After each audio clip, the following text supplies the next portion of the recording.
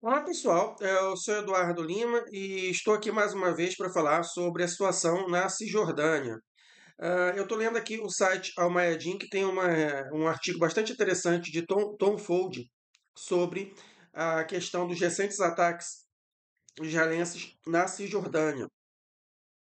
O título é o seguinte: os ataques à Cisjordânia revelam qual é o objetivo final de Netanyahu para os territórios palestinos.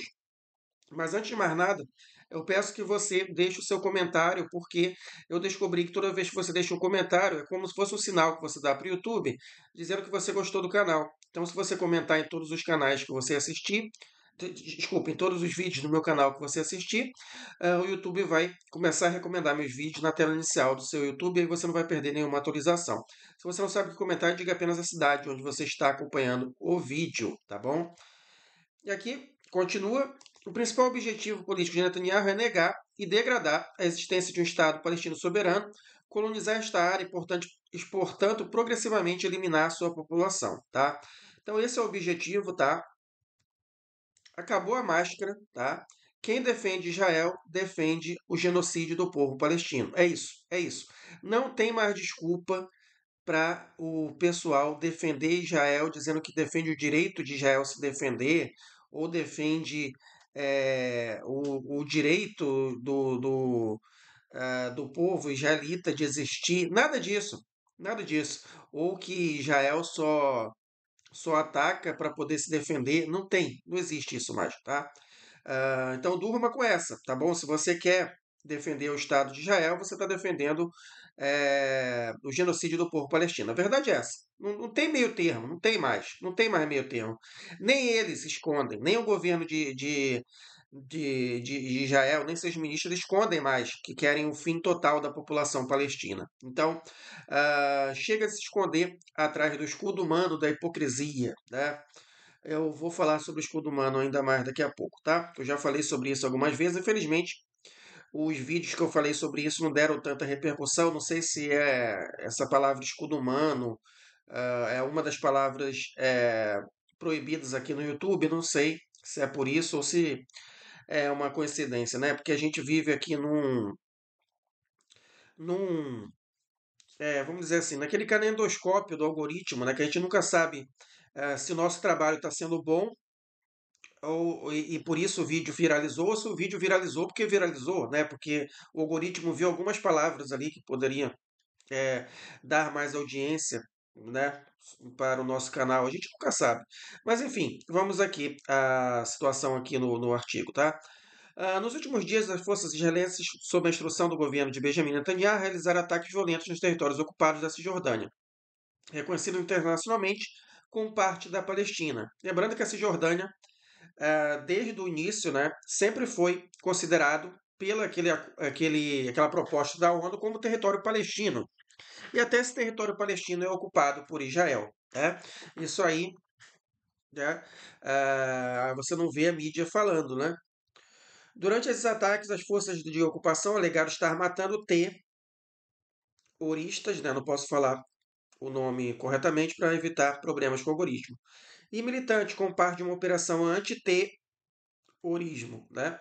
Mas a missão da Palestina na ONU declarou que as forças de ocupação de Israel invadiram casas, alvejaram civis deliberadamente, destruíram infraestrutura vital e até sitiaram os quatro principais hospitais da cidade, da área. Né? A decisão repentina de travar uma guerra contra a Cisjordânia ocupada vem simultaneamente com a guerra em andamento em Gaza, bem como o total desrespeito dos esforços apoiados pelos Estados Unidos para tentar garantir um cessar-fogo. E botar esforços entre aspas, né? Porque muito se vê isso aí como uma tentativa dos Estados Unidos de ganharem tempo, né? Lembrando, a gente não pode esquecer dos Estados Unidos nessa situação. Todas as bombas caídas na faixa de Gaza, que estão caindo no hospital, estão caindo em campos de refugiados, são bombas dos Estados Unidos. Então, o genocídio na Palestina, independente da forma como for ou não a acabar, é um genocídio dos Estados Unidos. É mais um genocídio dos Estados Unidos, como foi o genocídio de Hiroshima e Nagasaki, como foi a guerra no Vietnã, como foi o genocídio da guerra no Iraque, como foi o genocídio da guerra na Líbia, como foi o genocídio do povo ah, dos ucranianos pró-russos do Donbás, né? O genocídio do Donbás é um genocídio dos Estados Unidos e o genocídio da Palestina é um genocídio dos Estados Unidos, tá? O grande problema é que a grande maioria das pessoas é, cai na propaganda e acabam tratando os Estados Unidos como se os Estados Unidos fosse um país normal, né? Não é. Os Estados Unidos definitivamente não são um país normal, tá? Continuando aqui, claro, eu previ com precisão em um artigo anterior que tal cessar-fogo equivalia a pouco mais do que relações públicas apoiadas pelos Estados Unidos, sem nenhuma capacidade séria de alavancar Tel Aviv, com Benjamin Netanyahu não tendo tal interesse em uma. Em vez disso, o que estes ataques demonstram é o verdadeiro fim do jogo de seu governo, que é, para todos os efeitos, destruir a solução de dois estados e a Palestina soberana. Primeiro de tudo, o governo de Benjamin Netanyahu vê sua legitimidade baseada em políticas de linha dura, que inclui a escalada deliberada e instigada de conflitos em todas as partes, e a ameaça de criar uma guerra mais ampla na tentativa de coagir os países ocidentais a seguir sua agenda. Ao cultivar deliberadamente um contexto de extrema insegurança e ameaça, Netanyahu subsequentemente adquire capital político para que seu governo seja capaz de implementar políticas nacionais extremas que estão comprometidas em ocupar, dominar militarmente os territórios palestinos, expandindo a presença israelense dentro deles. Se ele pressionasse pela paz, que portanto exige coexistência, tal expansão seria impossível. Portanto, sua política é de rejeitar literalmente a paz, agravando as tensões sempre que possível, o que é tipicamente feito por meio de um recurso de assassinatos de alto perfil liderados pela Mossad. Isso, por exemplo, inclui o assassinato do comandante do Corpo da Guarda Iraniana na Síria, em propriedade diplomática, o assassinato do chefe político do Grupo H no Irã, o assassinato do comandante do Grupo do Líbano e o recente assassinato do líder da resistência palestina na Cisjordânia. Esses assassinatos são projetados para serem provocativos para forçar uma retaliação militar pela parte em questão, que ao obter tal reação, Netanyahu subsequentemente escala ainda mais. Ou seja, ele quer evitar qualquer tipo de possibilidade de paz. Então, eles atacam as lideranças da guerrilha palestina, da guerrilha libanesa, né, e lideranças do Irã, tá, como uma forma de querer mesmo uma retaliação para forçar os Estados Unidos a apoiarem Israel ainda mais. Então, esse é o jogo do Netanyahu. Né? Uma jogada arriscada, mas é uma jogada que o Netanyahu mantém. Ao escalar ainda mais, Tel Aviv usa sua própria resposta para mover ainda mais as balizas, com relação à Palestina, expandindo assentamentos e ocupação militar de territórios palestinos, tanto em Gaza quanto na Cisjordânia. Essencialmente, o jogo é: você fez X contra nós, portanto vamos fatiar ainda mais a sua terra. Netanyahu sinalizou repetidamente que expandirá os assentamentos em desafio às críticas ocidentais às ações de seu governo, e que ele rejeita pessoalmente e completamente qualquer adesão à solução de dois estados. Netanyahu reconhece que ele está essencialmente autorizado a fazer isso porque ele calculou corretamente que nenhum governo do Ocidente irá enfrentá-lo, seja em termos de embargo de armas ou imposição de sanções. Assim, independentemente do fato de todas as ações contra a Palestina violam o direito internacional, ele tem carta branca para se safar e continuará a fazê-lo. Da mesma forma, se ele detectar que a pressão pode vir em seu caminho, seja de Washington ou Londres, é seu manual político escalar ainda mais, criar as condições para um conflito com o Irã. Portanto, usar isso como alavanca diplomática para obter o que ele quer em relação à compensação de críticas às políticas de ocupação. Por exemplo, se o Ocidente quiser evitar um conflito regional mais amplo, eles têm que essencialmente dar a ele o que ele quer, enxaguar e repetir. Neste caso, não deve haver surpresas de que a decisão tem sido tomada para recender o conflito na Cisjordânia. O principal objetivo político de Netanyahu é negar e degradar a existência de um Estado palestino soberano, colonizar esta área e, portanto, espremer progressivamente sua população.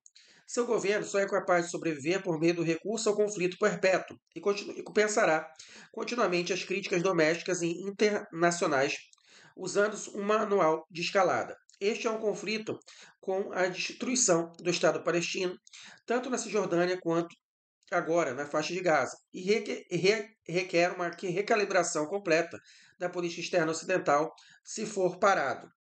Tá aí, né? Isso aqui é o primeiro artigo bastante interessante, né? Então caiu a hipocrisia, né?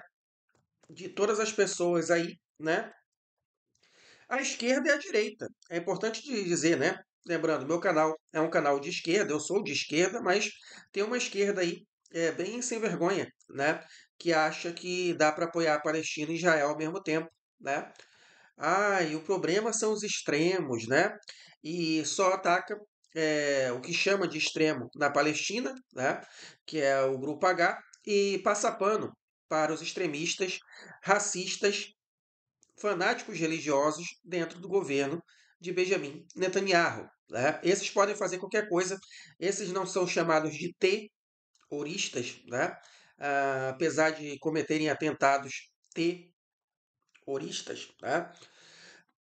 E a pessoa finge que não vê, né? E fica com essa hipocrisia de que defendemos a coexistência e não sei o quê, quando na verdade fecha os olhos para o que Israel está fazendo. Ó, forças israelenses usam menina de 10 anos como escudo humano em ataques na Cisjordânia, né? Olha só, mais uma vez, escudo humano, né? Aí você deve estar pensando, pô, Eduardo, mas você de novo lendo esse site libanês, esse jornal libanês é anti-Israel, é pró-Palestina. É lógico que esse site aí vai inventar que israelenses usaram escudo humano. Mas não, pessoal, esse site está citando o The Guardian. Tá? Esse site está citando o Jornal do Reino Unido sobre esse uso de práticas de escudo humano. Aqui, ó. O The Guardian expôs algumas das práticas das forças de ocupação israelense na Cisjordânia, que surgiram como resultado da última agressão em Tulkarm. Por trás da destruição das cidades da Cisjordânia, das invasões israelenses a casas dos moradores do território ocupado, estão as histórias de palestinos lutando pela liberdade e pela vida. Uma investigação lançada pelo The Guardian destacou alguns dos atos atrozes cometidos pelas forças de ocupação israelenses durante seu último ataque ao campo de refugiados de Nujans, na província de Tulkarm. O campo, localizado nos arredores da Cisjordânia ocupada, perto dos territórios ocupados de 1948, abrigou uma prisão de ocupação britânica antes do estabelecimento do regime israelense. Com o fluxo contínuo de palestinos deslocados à força, Nujans se tornou um campo de refugiados que abrigou famílias palestinas fugindo da ocupação brutal de Israel. As tentativas israelenses de limpar etnicamente a Cisjordânia e judaizar o território, em detrimento dos moradores locais e refugiados palestinos, fizeram com que o norte da Cisjordânia, incluindo Tulkarm e o campo de Nunchans, criassem movimentos de resistência armada, em resposta, colocando o projeto expansionista de Israel em risco. Nos últimos anos, a agressão israelense na Cisjordânia nunca parou, intensificando-se recentemente desde 7 de outubro, após a guerra israelense em Gaza. Agora, o comando político e militar israelense lançou a agressão de maior escala contra a cidade no norte da Cisjordânia, tentando atingir duramente os palestinos que se recusam ao status quo atual. Ou seja, a resistência existe, o grupo de guerrilha existe, por causa da ocupação, por causa da expansão dos territórios, porque Israel quer expulsar a população palestina dali. É por isso que a guerra de guerrilha existe, não é o contrário. Né? Não é Israel estar combatendo a guerrilha para se defender, é a guerrilha que está se defendendo da expansão dos territórios israelenses na Cisjordânia.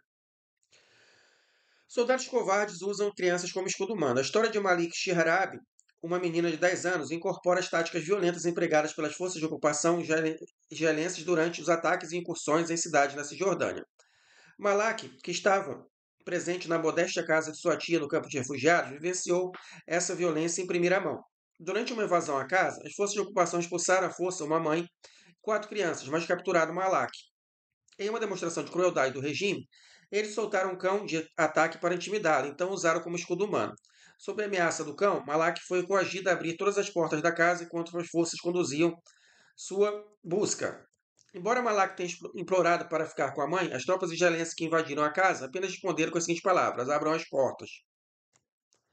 Capaz de abrir uma das portas, a menina de 10 anos bateu a cabeça contra ela em desespero. Não sei porquê, eu só queria que abrisse, disse ela, conforme citada pelo The Guardian. Para desespero das forças de ocupação, eles não conseguiram encontrar nenhuma de seus alvos na casa, mas conseguiram aterrorizar mais uma família palestina. Como tem sido a norma, o comando militar israelense rejeitou o relato dos eventos de Malak, recusando-se a assumir a responsabilidade pelo terrorismo sistêmico empregado pelas forças israelenses.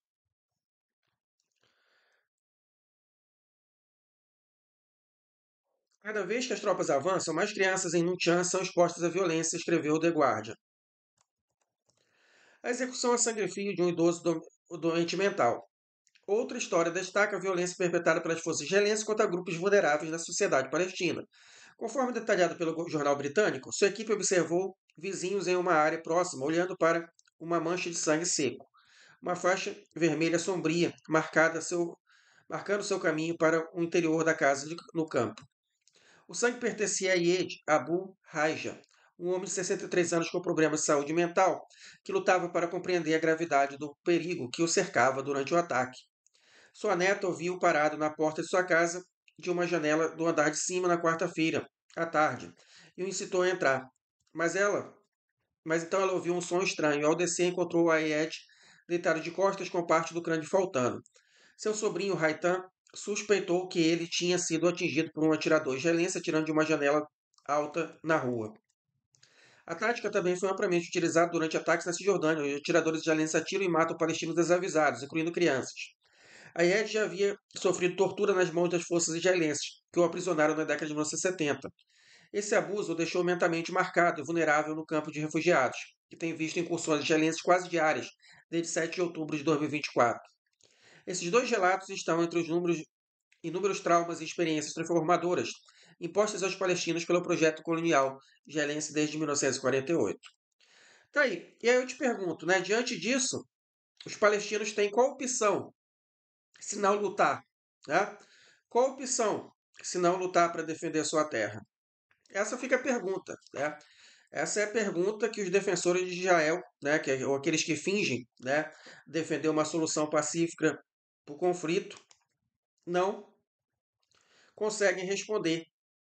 Né? Bom, tá aí. Essas são as informações aqui. Lembrando, vou deixar a fonte aí nos comentários, como eu sempre faço. E lembrando, se você quiser receber os próximos vídeos, você tem que deixar um comentário, qualquer comentário, tá? Se você não sabe o que comentar, diga apenas um muito obrigado, valeu, Eduardo, bom dia, boa tarde, boa noite, ou diga a cidade de onde você está acompanhando o vídeo. Porque eu descobri que toda vez que você deixa um comentário é como se fosse um sinal que você dá para o YouTube, dizendo que você gostou do canal. E aí, se você comentar, o YouTube sempre vai mostrar meus vídeos para você na tela inicial do seu YouTube e você não vai perder nenhuma atualização. Então curta, compartilhe, mas principalmente comente. Até a próxima!